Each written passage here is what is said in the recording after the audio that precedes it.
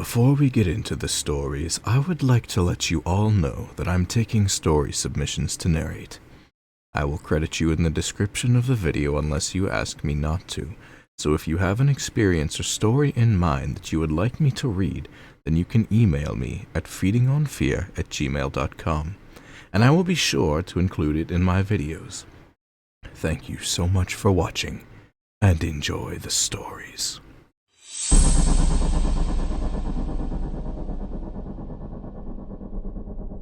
7:05 a.m. You're stirred from your Saturday morning slumber by a light buzzing coming from the other side of the room. Almost instinctively, you dash across the room to turn off your vibrating phone. It shows one unread text message from a number you don't recognize. Received 7:05. I'm not really sure what's going on. I'm scared, I'm alone, I don't know what to do anymore.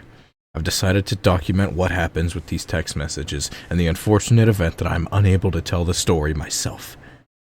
You're struck with an unnerving feeling, but your mind isn't clear enough to fully comprehend what you've just read. It's too early for this. You decide to head back to bed and deal with all of this later. 9:10 a.m. Your phone's familiar buzz rings through your head as you wake up to find another unread message.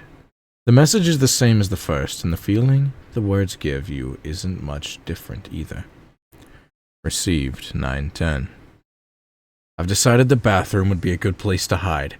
I swear I can hear footsteps coming towards me. I've heard them for hours. I need to find a way out, but I'm too afraid to move. It feels like the walls are closing in on me. All I know is that I need to get out of here. It isn't safe. You're starting to get worried. You want to help, and you try to reply, but you're unsure of what to even say. You try to shrug the messages off as some kind of prank, but doing so doesn't seem to make the anxious feelings go away. For now, you decide to go about your day as you normally would. 11:14 a.m. It's been 2 hours. The anxiety has nearly subsided. You find yourself unable to eat. This unexplainable feeling has had an effect on your appetite, and then, right on cue, you hear that same unpleasant sound. Received 11:15. I decided to run. Just run. I have no plan, but I've got to find an exit somewhere. The doors are all locked. Now there's nowhere else for me to go. You're cornered, and the footsteps just keep getting louder. Needless to say, these messages are starting to get to you. You can't deal with this. You decide to just let it go. Ignore the feelings, ignore the messages. There is no reason for you to get involved with this. You hear your phone buzz many times in the next few hours, but you try your best to block out the noise. 4:01 p.m. Another buzz. The anxiety is becoming overwhelming. Enough is enough. You check your phone to find 4 more unread messages, all from the same number as before. Received 12:13. I don't know how long I've been running. The footsteps won't go away. I can't escape them, no matter how fast I run. They just keep getting louder, and they're starting to seem ubiquitous. Received 1:06. I can't run anymore. The footsteps are deafening, and there's pounding on the walls all around me. I have to be going insane. There are voices in my head. The walls are speaking to me, but the words are unintelligible. Received 2:24. The footsteps, the voices, every sound has stopped. All that's left is that horrific ringing. My ears have become to bleed, my hearing is nearly gone, and it feels like my vision's beginning to fail as well. Nothing seems to be the color that it should be. The once large array of colors is now turned into various shades of black and red. The heat in here is unbearable. I'm drenched in sweat. Received 4:01. I'm seeing shadows out of the corner of my eye. The walls are constantly moving. I keep trying to convince myself that this is all some kind of sick dream, but the heat, the shadows, the blood, it's all so real. I feel helpless. At this point, you're convinced that this is no joke. You need to find him, save him, but how? What could you even possibly do to help? All you can do right now is wait for the next message. Received 512. I've started to pound my head against the wall in an attempt to make the voices stop. I feel like I'm surrounded, constantly watched by someone or something. Please just make it stop. Receive 556. There's so much blood. The pain doesn't seem to bother me anymore. It's my only distraction from this madness. I'm beginning to feel numb. I'm not sure how much longer I'll make it. If you're reading these messages, stay far away from Bellevue High School. There's something terribly wrong with this place. At that moment, you realize that whoever this person is, they're not far from you. You need to go to that high school. This could be your chance. You could save him. 6:25 p.m. You've made up your mind. You're going to that school. You've got no idea what you're going to do when you get there. But you know that you have to do something. You've waited long enough. Received 6:57. I can't take this. I can't stand another second of this nightmare. There's so much blood. I can barely breathe. I'm certain this will be over soon. It has to be. There's so much blood. Please, make this madness stop. You dart into the school and take a quick look around. The halls seem to be empty. Where is this guy? You expected to see a bloodbath, and for the first time you reply to the message. Sent. 7:02. I'm here. I'm at the school. Where are you? Almost instantly, you hear a buzz. Received. 7:02. I'm here. I'm at the school. Where are you? At first, you're confused. You reread the message over and over again. The pieces slowly come together in your mind. The messages you received all day were sent from your phone. With that, the door slams shut behind you, and you start to hear footsteps coming towards you. Scared and alone, you turn to run, catching a glimpse of the time displayed on the clock overhead. 7:05.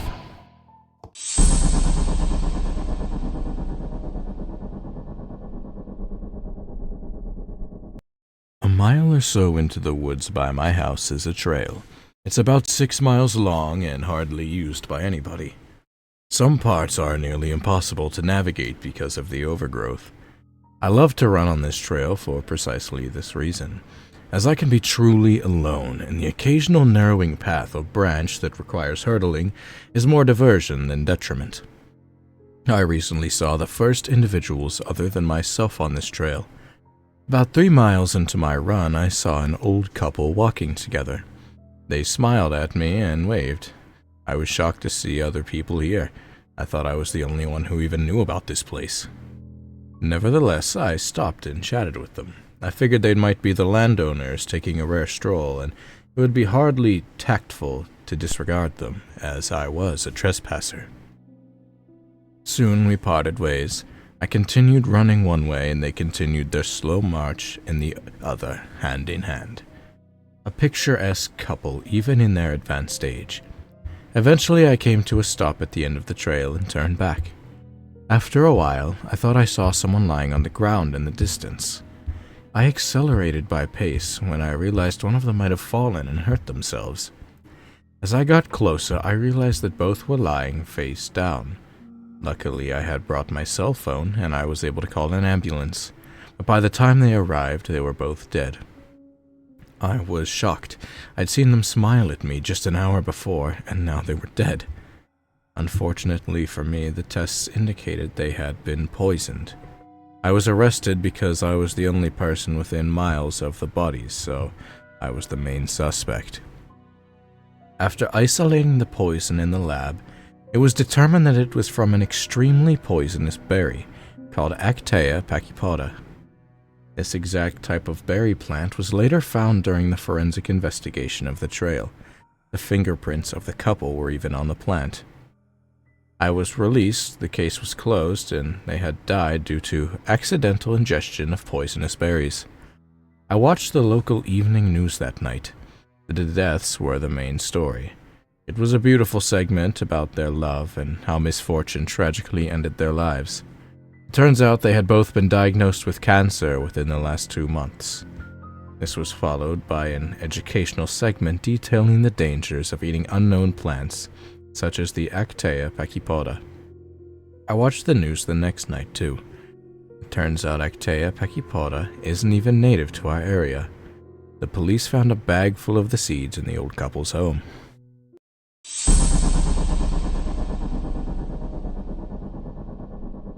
Have you ever woken up only to find there was someone staring at you? It happens to people all the time on trains, buses, planes, and other public places. In fact, studies have shown that this instinctive response is a highly evolved defense mechanism of the subconscious mind, alerting your senses to the presence of a potential threat. Many other species in the animal kingdom possess similar traits which prove beneficial to survival. Given this, you might want to consider quickly pulling your curtains closed and shutting your door the next time you instinctively wake up at 3 a.m. That is, of course, if it's not already inside of your room.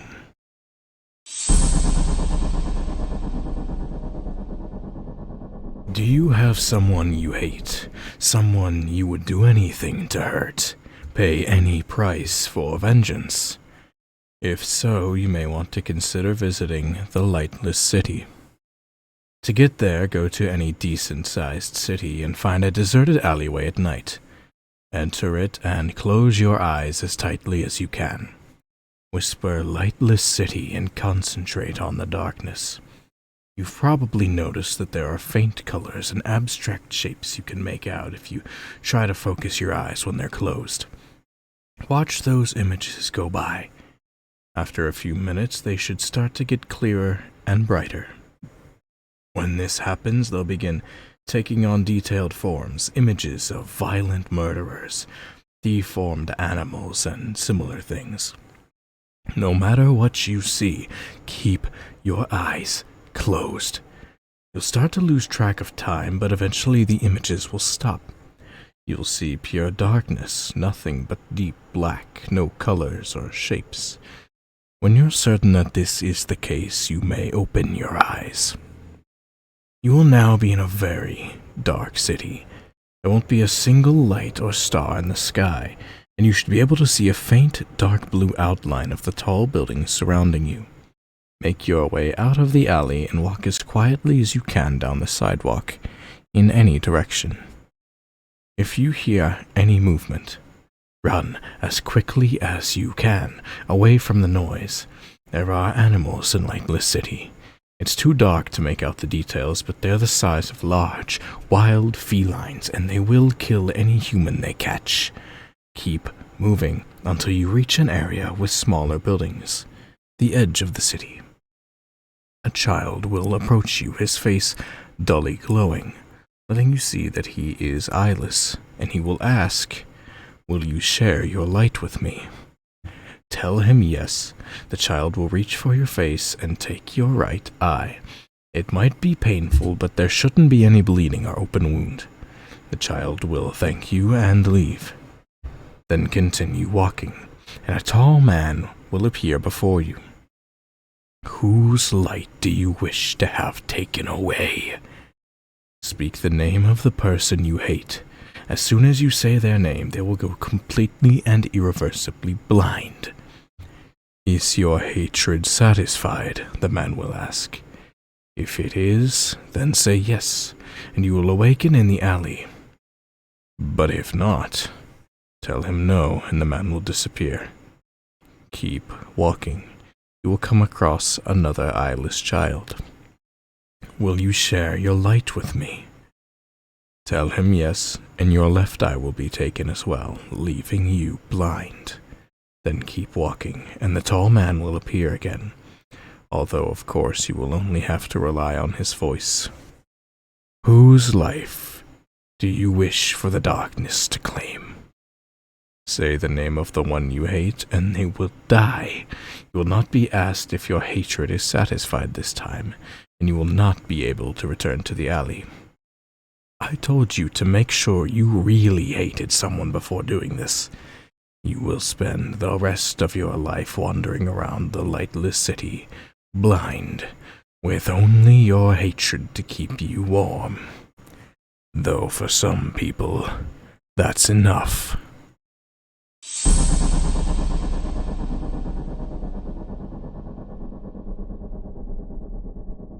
The first dream was emptiness and the sound of waves. There may have been more to the dream while I slept, but in the waking world I could only remember the waves. For a week, whenever I had a moment between thoughts, the sound would come back to my mind's ear. Something was off about it. Isn't the sound of water supposed to be so soothing you can sleep to it? One day I pulled up a few relaxation videos and apps to compare my waves to their waves. The relaxation recordings had waves hitting the shore at almost irregular intervals, but not perfectly so. Each instance sounded unique, or at least different from the one before it. The waves from my dream were uniform. I guess I could say it was a single wave hitting the shore of my consciousness over and over again. The sound in the interval never varied perceptibly. For a while, I let it go. I figured there's no sense in letting a dream with such little substance occupy my attention. Sometime later, at least a few weeks later, I dreamed of the waves again. This time, it came with the sensation of sand. I didn't just feel sand beneath my feet, I felt it all over me. Little grains of grit in every crevice of my body shifted with every move I made in bed. It was a surreal and annoying experience. I made a concerted effort to wake up to this feeling, and hoping that it would end. But I've always had trouble breaking out of a dream. You would think realizing I'm dreaming would make it easy, but it's as if the realization itself traps my mind in my head. I end up with some kind of sleep paralysis where I just close my eyes, and I feel like I'm bobbing around in zero gravity. The sandy dream only stayed with me for a day or so. I brushed my teeth an extra few times because I imagined a crunching on the sand whenever I happened to clench my jaw.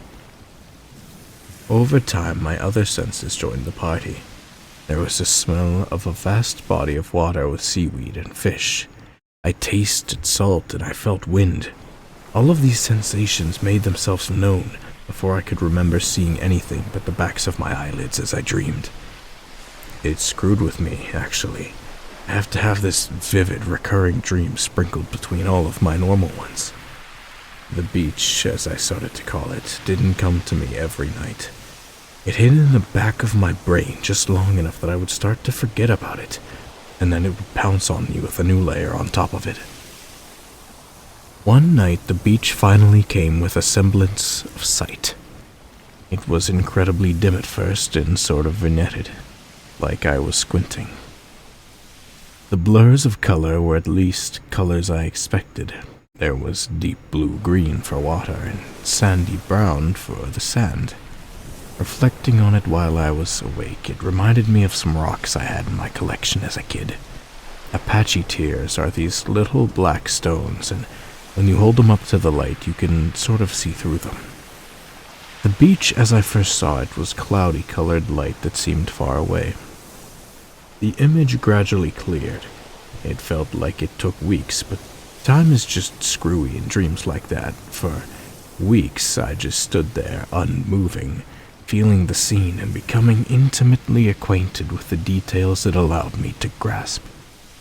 When the beach finally came into focus, I felt that I was allowed to move, but when I tried to turn my head, I snapped back into consciousness.